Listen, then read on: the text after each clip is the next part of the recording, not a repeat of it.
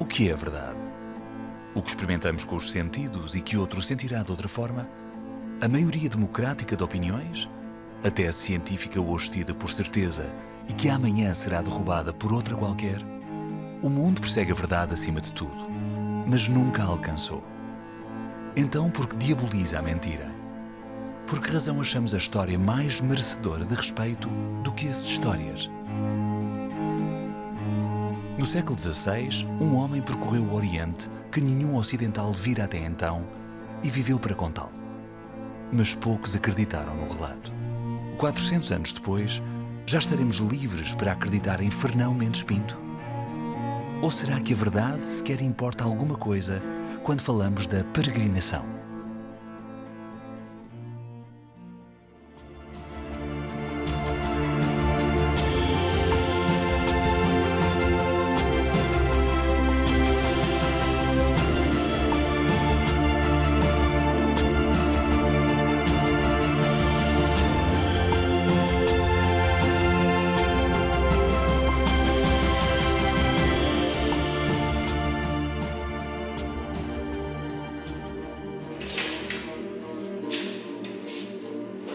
Quando às vezes ponho diante dos olhos os muitos e grandes trabalhos e infortúnios que por mim passaram, acho que com muita razão me posso queixar da aventura, que parece que tomou por particular tentação e empresa sua perseguir-me e maltratar-me.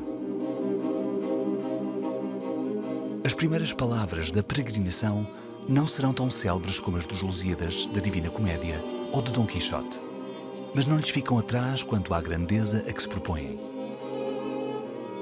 Mas, por outro lado, quando vejo que do meio de todos estes perigos e trabalhos me quis Deus tirar sempre em salvo e pôr-me em segurança, acho que não tenho tanta razão de me queixar, pois me quis conservar a vida para que eu pudesse fazer esta rude e tosca escritura que por herança deixo a meus filhos. Para que eles vejam nela estes meus trabalhos e perigos da vida que passei no decurso de 21 anos, em que fui 13 vezes cativo e 17 vendido, nas partes da Índia, Etiópia, Arábia Feliz, China, Tartária, Macassar, Samatra e outras muitas províncias daquele oriental arquipélago dos confins da Ásia. Poucas obras terão abertura mais clara. A primeira página da peregrinação é ao mesmo tempo a sua melhor síntese. Trata-se do extraordinário relato do muito que passou o aventureiro Fernão Mendes Pinto, de 11 de março de 1537, data da sua partida para a Índia, ao regresso a Lisboa, miraculosamente são e salvo, a 22 de setembro de 1558. Ao longo de centenas de páginas, desfila um mundo até então desconhecido. Pelos mares da Índia, Birmânia, Tartária, China, Japão, Fernão Mendes Pinto narra ao pormenor e na primeira pessoa a aventura portuguesa no Oriente. Em busca de fortuna, embarca ao lado de comerciantes, militares e missionários e sobrevive a tempestades, naufrágios, combates, vitórias e perdições, corsários e piratas. Preso, vendido, ferido e abandonado, assiste a mortes incontáveis, mesmo ao seu lado. Negócios entre portugueses e locais, alianças e traições de príncipes e reis das mais exóticas partes do globo. No original papel de espectador protagonista, relata o que os seus olhos viam antes de qualquer outro europeu. Os povos, os costumes, as línguas, as cidades, as paisagens e animais fantásticos. Mas que mundo era este que só agora começava a conhecer uma parte tão extraordinária de si? –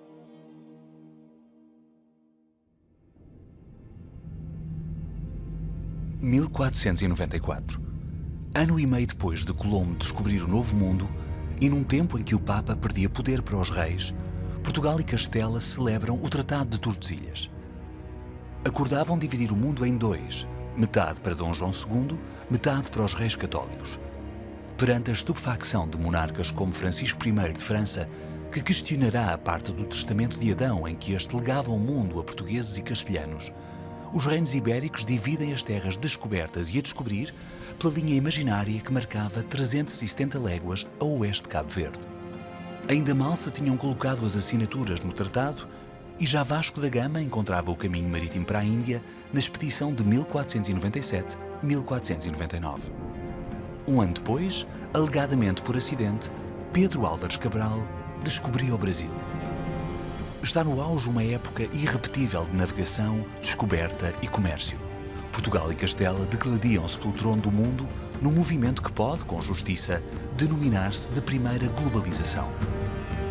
De ponto minúsculo no mapa, com uma população pouco mais que irrisória, Portugal desdobra-se pelas 7 partidas do mundo. Primeiro quer expandir-se, segundo quer fazer comércio, terceiro espalhar a fé cristã. Portanto, através desses 3 grupos, dos missionários, dos aventureiros e dos comerciantes, temos o centro de gravidade da nossa expansão, que com 1,5 milhão de habitantes cá em Portugal é absolutamente espantosa. Eu vou morrer sem ter percebido como é que isso aconteceu. E como é evidente, nós se olharmos para aquilo que é o mapa mundi, verificamos que as linhas de comunicações são extremamente extensas. E elas são extensas não só entre a metrópole e o Oriente, como entre as próprias populações do Oriente. Nós basta vermos qual é a distância que vai, por exemplo, de Hormuz a Goa, qual é a distância que vai depois de Goa a Malaca, depois de Malaca a Macau e de Macau ao Japão. Portugal aposta intensamente na carreira da Índia. Negocia animais, minérios, madeira, âmbar, especiarias.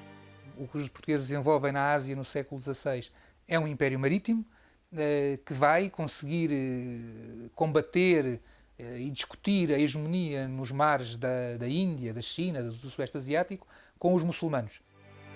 Mas tem uma forma peculiar de fazer esse combate. Por exemplo, quando Vasco da Gama chega à Índia, não deixa de ser interessante que a primeira coisa que ele faz é oferecer armas. E quem oferece armas a potenciais inimigos está a manifestar claramente uma vontade de relação amigável e uma enorme confiança, quer no interlocutor, quer nas suas próprias capacidades.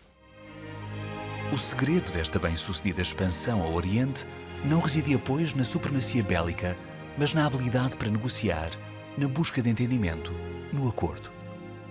Quando Macau nasce, Macau, para mim, é muito o exemplo de convergência, é um entreposto de convergência de interesses comerciais. Ponto final. Macau nasce como convergência de interesses comerciais. Perfeitamente legítimos.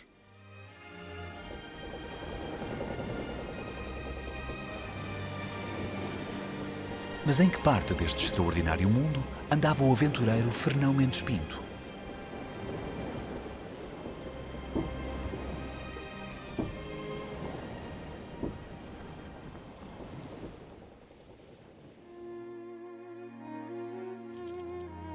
Tomando por princípio desta minha peregrinação o que passei neste reino, digo que depois que passei a vida até a idade de 10 ou 12 anos na miséria e estreiteza da pobre casa de meu pai na vila de Montemoro Velho, um tio meu, parece que desejoso de me encaminhar para melhor fortuna, me trouxe à cidade de Lisboa.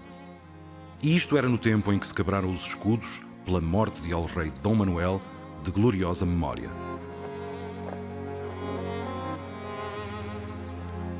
A peregrinação terá dados questionáveis, mas não mais que a história do seu autor. Supõe-se que tenha nascido em 1509, mas pode ter sido em 1511. Supõe-se que em Montemor, mas pode ter sido noutro lugar. Chega a Lisboa em 1521 e foge 6 anos e meio depois, por razões desconhecidas, da casa da dama nobre onde trabalhava. Embarca para Setúbal, mas nunca chega ao destino. A nau é assaltada por corsários que abandonam a tripulação em Melides. Só em março de 1537 volta a haver notícia de Fernão Mendes Pinto. Tinha agora 28 ou 30 anos e era um desses muitos portugueses que, não conseguindo fazer riqueza na pátria, estavam decididos a procurá-la mais longe. E porque a moradia que então era costume dar-se nas casas dos príncipes me não bastava para a minha sustentação, determinei embarcar-me para a Índia, ainda que com um pouco remédio, já oferecido a toda a aventura, ou má ou boa, que me sucedesse. Era a utopia do Oriente, a promessa de glória e fortuna. Um paraíso prometido para lá do rebentamento das ondas.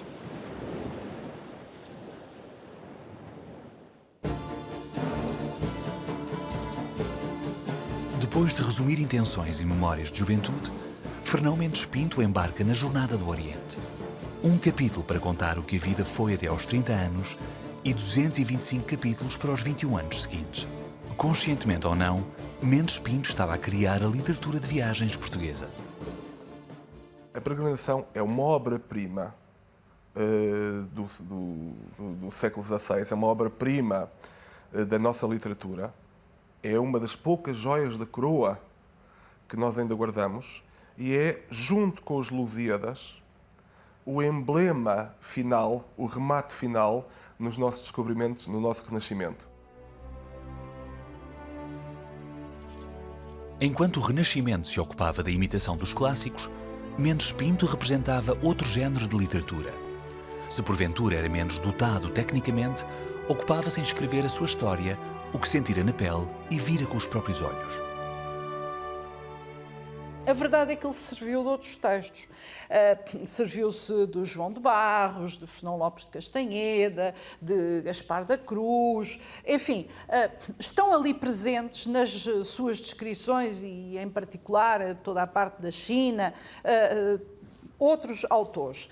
Há uma diferença. E essa diferença é que faz com que este texto possa ser incluído na literatura de viagens, mas o exceda muitíssimo como obra. Enquanto outros escreviam há isto, há aquilo, a Peregrinação exibia a primeira pessoa. Vi, vimos, entrei, entramos. Esse é um aspecto. Depois, como digo, todas as descrições daqueles animais fantásticos, daquelas paisagens, tudo isso eu penso que são são um desafio até para nós percebermos como é que tudo aquilo devia parecer, como hoje nos parecem as descrições dos extraterrestres. Para o leitor da época, tudo aquilo era fantástico. Está contada a história da Peregrinação, um romance de viagens e aventuras por terras exóticas, com salteadores, temporais e a conquista portuguesa do Oriente em fundo. Mas seria só isto? Ultimamente o mundo andava habitado de revoluções. Estaria Fernão Mendes Pinto indiferente a elas?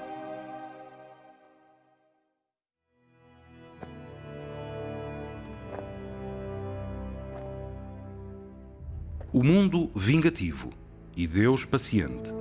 O mundo ruim e Deus muito bom. O mundo mentiroso e trapaceiro para os que são seus e Deus verdadeiro e claro e doce e suave aos recolhidos na sua oração. E que presença divina, que promessa constante de paz e perfeição seria esta?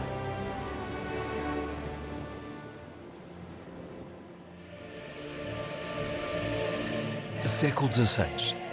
O Ocidente libertou-se de 900 anos de domínio católico. O centro nervoso do universo não tem de ser a Praça São Pedro. O Vaticano estremece. 1509. Nasce Calvino. 1517. Lutero afixa à porta das igrejas 85 teses contra a venda de indulgências. 1531. Henrique VIII obriga o clero a reconhecê-lo chefe da Igreja Inglesa. 1543. Morre Copérnico, depois de concluir que a Terra gira em torno do Sol e não o contrário. 1564. Nasce Galileu, que há de fundar a ciência experimental em Itália. A Europa correspondia, ainda a Europa Ocidental correspondia a uma entidade relativamente coesa, ligada à Igreja Romana, ficando de parte apenas o mundo ortodoxo, e agora, desde o princípio do século XVI, depois das pregações de Martinho Lutero, vai-se dividir, vai-se cindir em duas, a que fica ligada fiel a Roma e o mundo protestante, que se vai partir ele próprio em diversas confissões, e esse é um aspecto muito traumático para muitos dos europeus. Em paralelo, o homem já não é o centro do mundo. Não tem um cosmos a servi-lo, mas aprende com os melhores do seu tempo. Erasmo, Cervantes, Miguel Ângelo, Shakespeare, Velázquez, Rembrandt, que pode superar-se através da ciência e da arte. O mundo está a nascer de novo para quem esteja disposto a acompanhá-lo.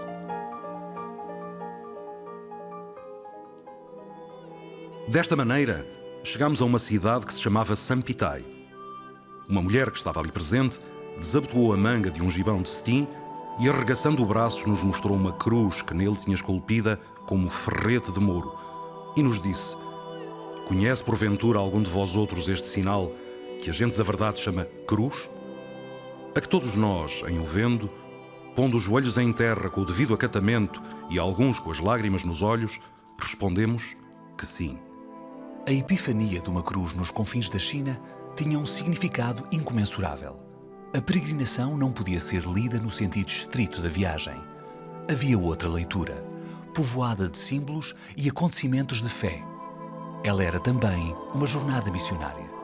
Há a expansão oficial, que são as conquistas, aquilo que vem nas crónicas, no João de Barros, no Fernão Lopes de Castanheda, que é o que toda a gente conhece relativamente bem, porque vem nas crónicas. A expansão do Estado, com conquista de algumas praças, como Goa, Hormuz e Malaca, obtenção de outras por negociação diplomática, como foi o caso de Chaúd ou de Dio, que foram obtidas, mas de qualquer modo é o Estado que intervém, isso é um aspecto. Depois há outra expansão, que é a expansão missionária, que é mais tardia. Envolvido nas 3 expansões, Mendes Pinto ia comprometer-se, sobretudo, com a última. Ele próprio diz que era comerciante, o seu grande objetivo de início era o negócio, mas a pouco e pouco, pelo muito percorrer o Oriente e a sua cultura, acabou por se converter a uma companhia nova, a Companhia de Jesus, portanto, a uma ordem religiosa, e a faceta de missionário também acaba por vir muito referida na sua peregrinação. Como nesse tempo não levávamos piloto, por nos ser morto na briga passada, e as águas corriam muito contra nós, bordejámos às voltas, 23 dias, com assaz de trabalho, no fim dos quais prova Nosso Senhor que vimos terra. Depois de se maravilhar com os confins da China, a embarcação de Fernão Mendes Pinto, fustigada por ataques e tempestades, perde-se no mar durante semanas, até que a fortuna a arrasta para uma nova terra. O episódio que Fernão Mendes Pinto nos narra acerca da descoberta do Japão também é fiável. A única dúvida que nós teremos hoje é se foi ele de facto quem o protagonizou. Ou seja, sobretudo no sentido de dizer que foi ele o primeiro a chegar, porque ele diz no seu texto que foi o primeiro a chegar com mais 2 colegas, mais 2 amigos.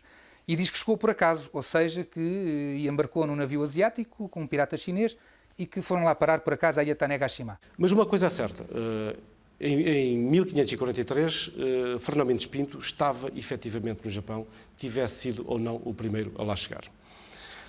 Há um nome no meio desta história que surge consensual, e esse nome é Zeimoto. Um dos 3 que éramos, por nome Diogo Zeimoto, tomava algumas vezes por passatempo tirar com uma espingarda, na qual era assaz destro. Os Japões deram rebate disso ao Nautoquim, o qual, espantado desta novidade, mandou logo chamar o Zeimoto. Naquela terra nunca se tinha visto tiro de fogo, nem entendiam o segredo da pólvora, e assentaram todos que era feitiçaria. Os portugueses não eram apenas os primeiros a chegar ao Japão. Chegavam com algo que ia mudar a história do país. A introdução da espingarda no Japão pelos portugueses foi um fator decisivo na história do Japão. Quando os portugueses chegaram ao Japão, o país estava mergulhado numa profunda guerra civil, havia mais de 260 chefes independentes, havia um imperador em título, havia um shogun em título, mas ambos tinham um poder meramente simbólico, e o poder de facto estava nas mãos de 260 homens diferentes. E logo ao outro dia seguinte, vendo estar a espingarda pendurada, não me quis acordar. Como não sabia a quantidade de pólvora que lhe havia de lançar, encheu o cano em comprimento de mais de 2 palmos e, pondo-lhe fogo, logo caiu no chão como morto.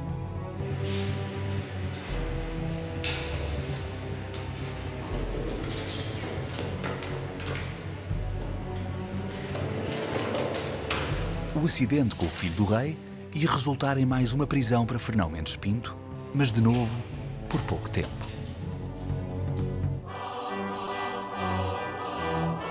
Desfeito o equívoco, o poder ambíguo da espingarda volta-se a favor do aventureiro e do Japão. Até ali, o território era um conjunto de ilhas desgovernado por famílias que há séculos guerreavam entre si. A espingarda vai introduzir a superioridade que conduz à unificação do território e dá capacidade de defesa a ameaças externas. Os japoneses aprendem de tal modo o fabrico da arma que, quando Mendes Pinto regressa ao território, conta, só na ilha de Kyushu, cerca de 30.000 espingardas.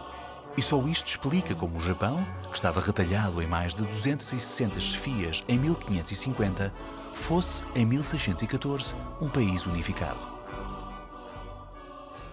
Ainda hoje, todos os anos, no último fim de semana de julho, em Nishinomoto, isto é, na ilha de Tanegashima, onde os portugueses chegaram pela primeira vez, os japoneses celebram efusivamente um festival. E esse festival tem um nome curioso, que é o Festival da Espingarda, Teppo Matsuri. Na Europa, longe destes acontecimentos, reina uma nova época de terror. Reagindo contra o protestantismo, a Igreja Católica renova a força de algumas armas antigas, o Índex e a Inquisição. Estipula que obras podem ser impressas. A outra convida as populações a denunciar hereges que seriam depois conduzidos à tortura e à fogueira.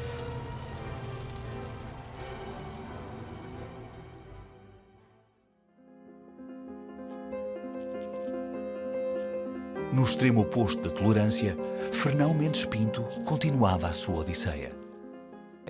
Exatamente o que me atrai mais em Fernão Mendes Pinto é aquela abertura a todas as civilizações, ao homem que subjaz a todo, ao homem com letra grande que subjaz a todo o homem com letra pequena, com que ele cruza nas suas peregrinações. Podemos dizer que a peregrinação é uma obra extraordinária porque ela acaba por apresentar e descrever não só os estados de espírito perante o contacto com novos cenários até então desconhecidos, mas revelar aquilo que foi o progresso de um europeu vindo de uma matriz de uma cultura eurocêntrica que considerava a sua cultura mais importante, superior e a sua religião superior, e que no contacto com o outro vai transformando esse olhar e vai se transformando. Esta era outra das grandes novidades que a peregrinação trazia à literatura. O outro, o estranho, é reconhecido como igual. O seu discurso é direto, em igualdade com o do sujeito europeu. Há diálogo. E, portanto, podemos dizer neste sentido que é uma obra que, em grande medida, engrandece a nossa cultura, abrindo para uma certa tolerância, se quisermos.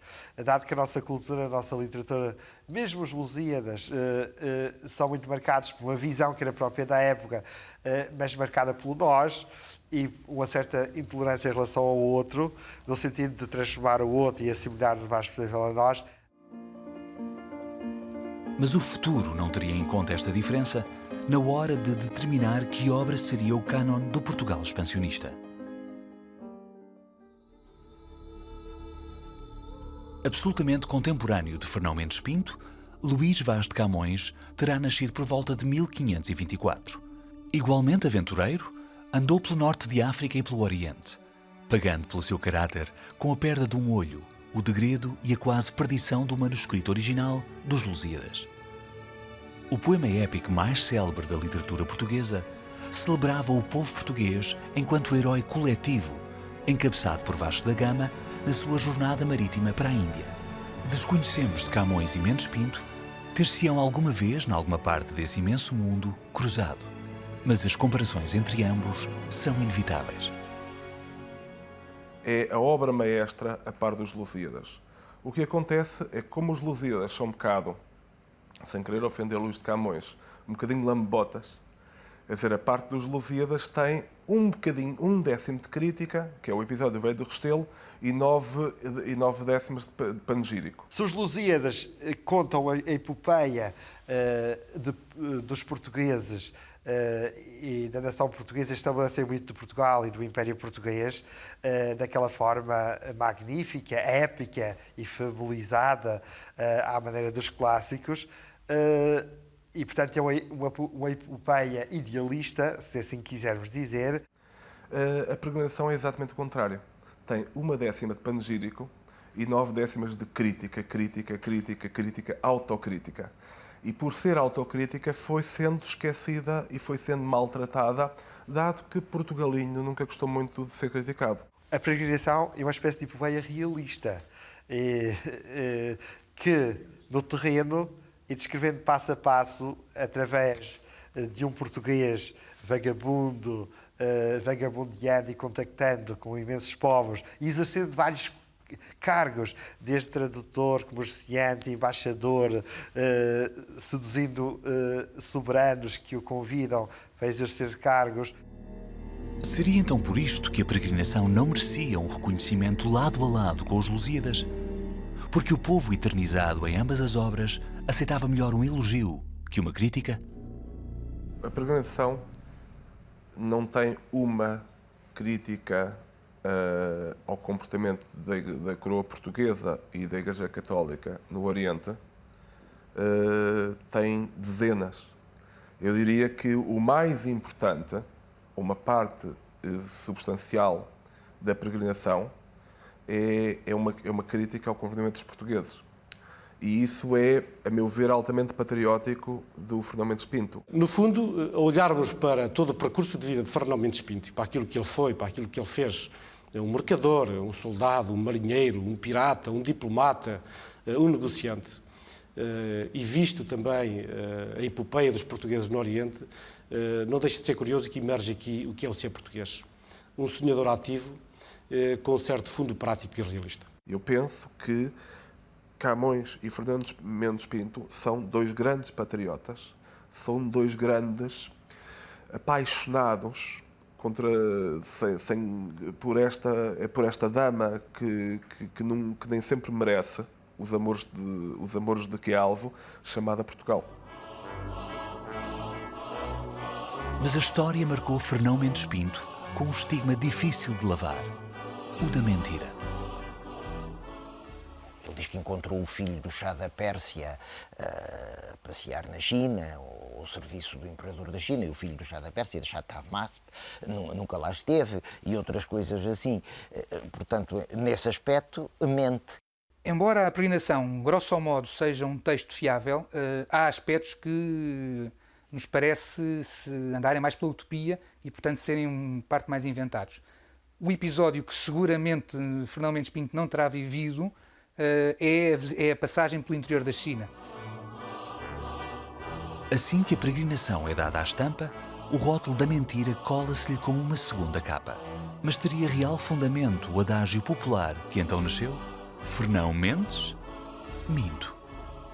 A história do Fernão Mendes Minto, que terá sido um adágio popular criado pelo povo, eu penso que essa história devia ser investigada e é um caso de crime de lesa pátria, levado a cabo, suponho eu, pelas sucessivas inquisições, pelos sucessivos poderes censórios, pela nobreza, pelo clero. E quando Fernão Mendes Pinto chega a Portugal e começa a contar tudo o que vivera na Ásia, eu creio que era mais fácil para as pessoas pensarem que aquilo não era possível, que não era verdade, porque, na realidade, o mundo asiático era completamente impensável e difícil de conceber para um europeu. Eu não estou a ver o povo que não lia a obra do Fernão Mendes Pinto porque não era permitido, embora fosse um best-seller por toda a Europa ao longo do século XVII. O Fernão Mendes Pinto foi praticamente censurado em Portugal, sempre amputado ao longo de todos os séculos, praticamente até ao século XX. E eu não estou a ver o povo a fazer um gozo com um livro que não leu. Mendes Pinto contava coisas extraterrestres, visões que nenhum outro europeu jamais tivera. Isso terá sido difícil de aceitar. Por outro lado, criticava a corrupção, a tirania, a monstruosidade de muitos atos portugueses no longínquo Oriente. E o trilho sangrento desta hipotética verdade jamais poderia ser abraçado com o mesmo amor que o poema de Camões deixara à pátria. Mas o futuro faria alguma justiça à peregrinação. tem-se vindo a mostrar que muitas dessas informações têm, afinal, até uma base histórica e uma história comparada, feita a partir também de documentos asiáticos, vem provar que algumas das informações, afinal, estavam certas. Mas, se compararmos com o Diogo do Couto, ou com o Fernão Lopes de Castanheda, ou com muitos outros relatos, quer espanhóis, quer italianos, quer franceses, quer, enfim, de outros escritores que por lá passaram, o nosso Fernão Mendes Pinto é extraordinariamente audaz no que diz e que, a pouco se confirma que o que relata é a realidade. Mas façamos uma pausa. Quanta verdade havia nos Lusíadas? Existiu alguma vez uma Ilha dos Amores? Um monstrengo a rodar no final do Cabo da Esperança? Registros magnéticos dos diálogos entre Marte, Vênus e os marinheiros portugueses? E a propósito, que importa exatamente à literatura a pertença à verdade?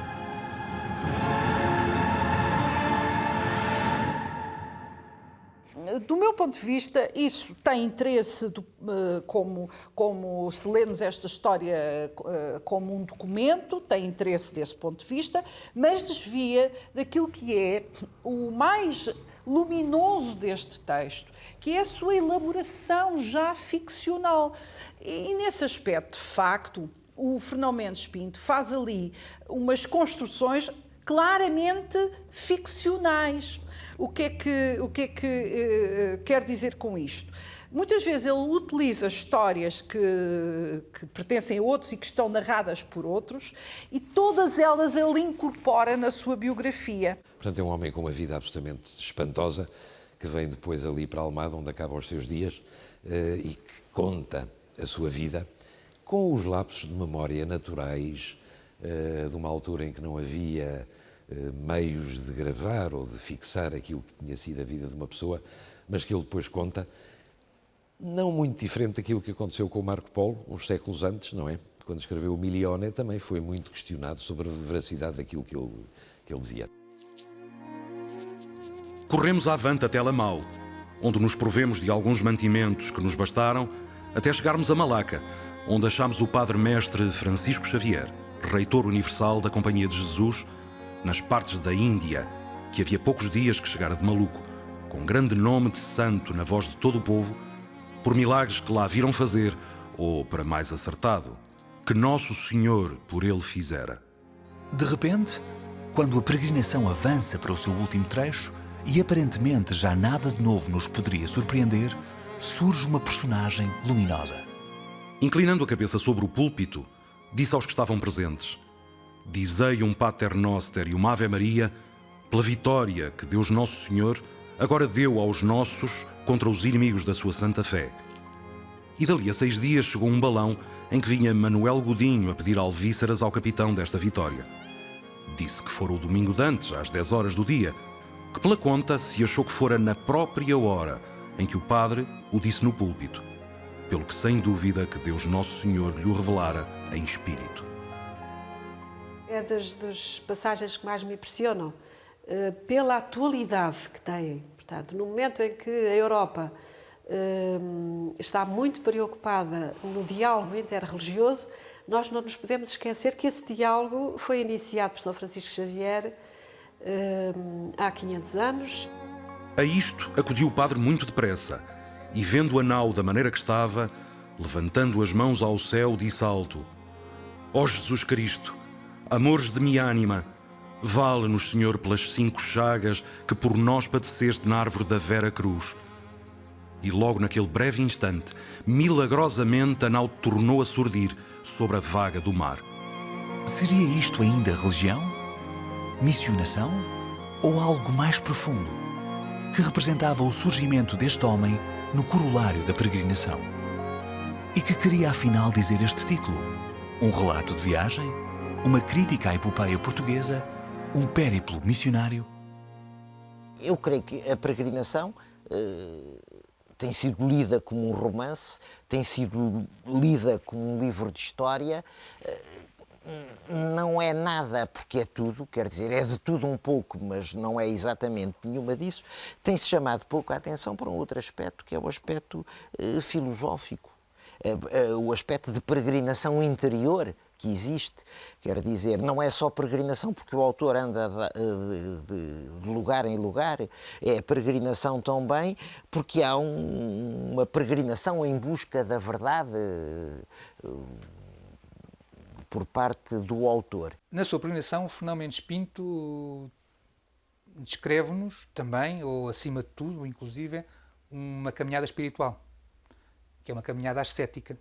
É uma caminhada de quem se vai desprendendo da vida intensa que tinha levado, que era uma vida de comércio, roubo.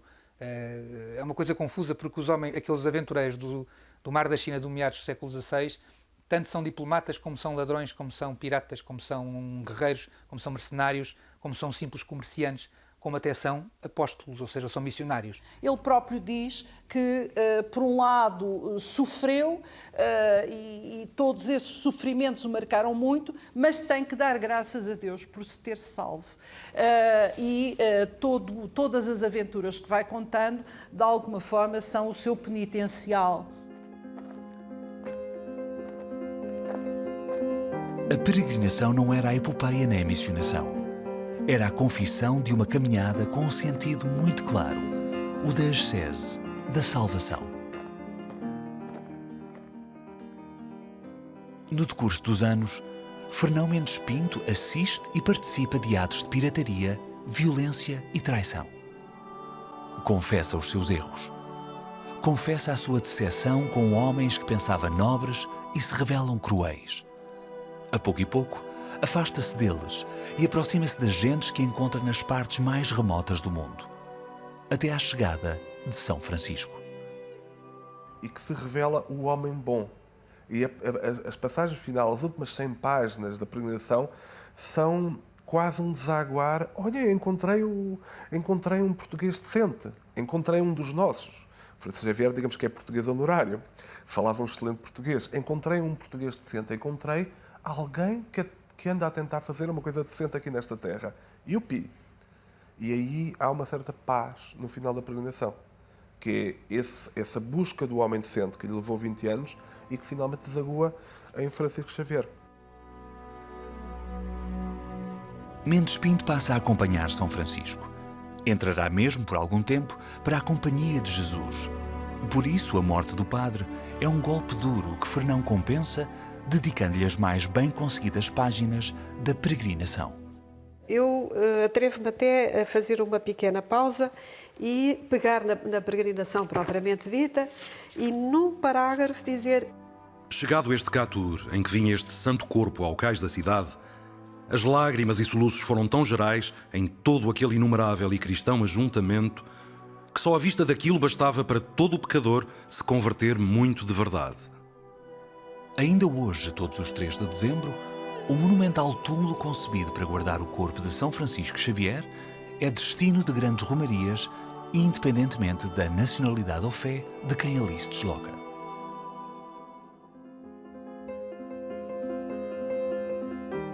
Prova Nosso Senhor que cheguei a salvamento à cidade de Lisboa aos 22 de setembro do ano de 1558, governando então este reino a rainha Dona Catarina, a quem dei a carta que lhe trazia do governador da Índia. Ela me remeteu ao oficial que tinha então a cargo tratar destes negócios, o qual me teve os tristes papéis por 4 anos e meio. Determinei de me recolher com essa miséria que trouxera comigo, adquirida por meio de muitos trabalhos e infortúnios e que era o resto do que tinha gastado em serviço deste reino, e deixar o feito à justiça divina.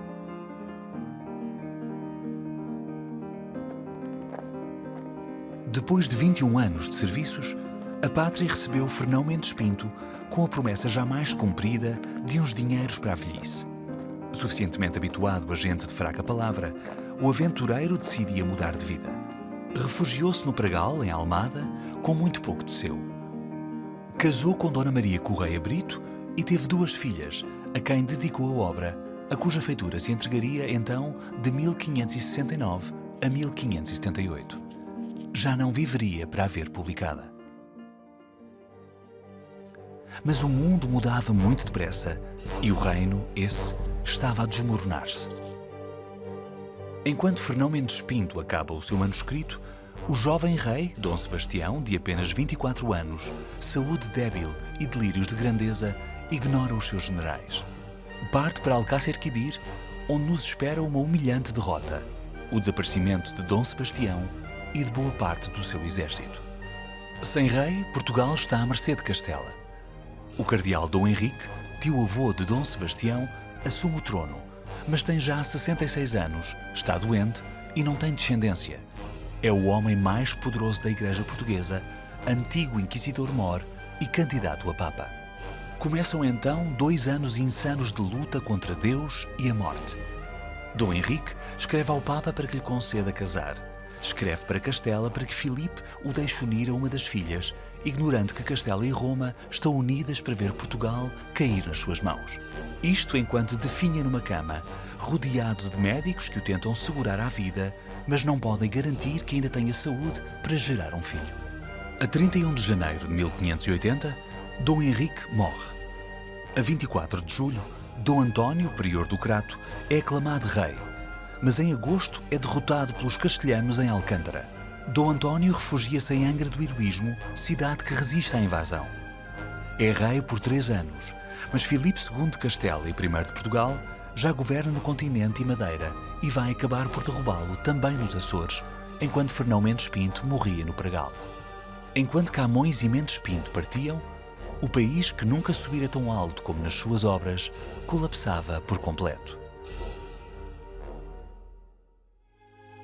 Passariam 31 anos até que a peregrinação fosse publicada, mas o sucesso é imediato e à escala internacional.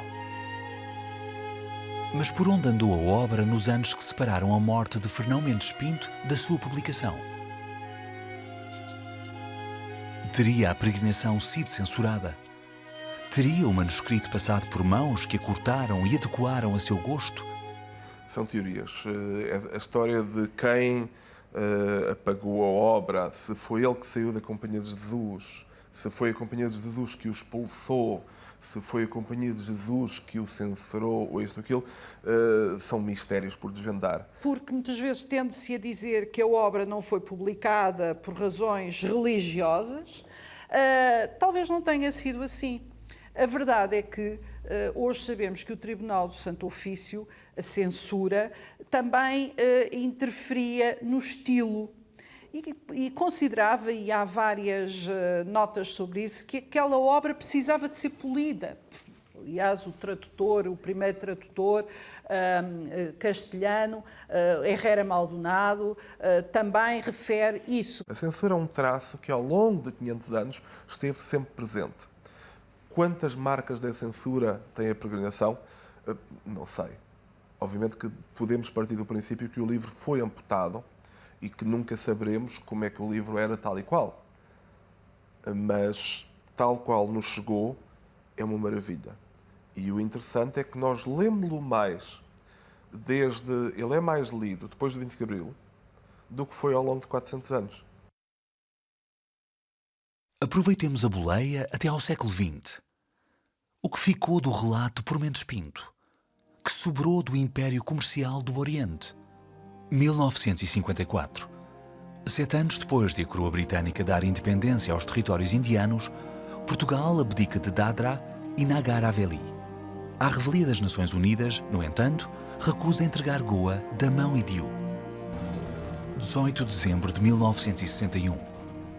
A União Indiana invade os territórios resistentes. Com os recursos militares desviados para Angola, Portugal tem um exército insignificante na Índia.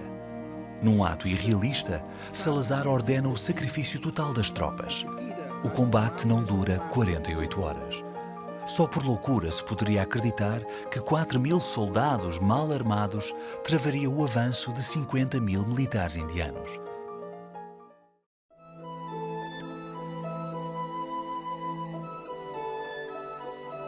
Em dezembro de 1966, os pró-comunistas conduzem um motim que leva Portugal a recusar a ocupação perpétua de Macau. As negociações demoram-se por 20 anos, até que a data de 20 de dezembro de 1999 é estipulada para o regresso à soberania chinesa. E do próprio Fernão Mendes Pinto, que memória se eternizou dele. Almada erigiu-lhe uma estátua no Pregal, o lugar onde passou os últimos anos de vida, redigiu a peregrinação e viria a morrer. E o país inteiro guardou-lhe lugar a bordo do Padrão dos Descobrimentos, de costas para a Praça do Império e ali mesmo, diante do princípio do mar imenso. Fernão é a terceira figura a contar do fim do lado direito. Está diante de Dona Filipa de Lencastre, com o bordão de peregrino e viajante. Ainda que curvado ao cansaço e infortúnio das suas viagens, chegou a um dos mais célebres bilhetes postais de Lisboa. Nada mau para um mentiroso.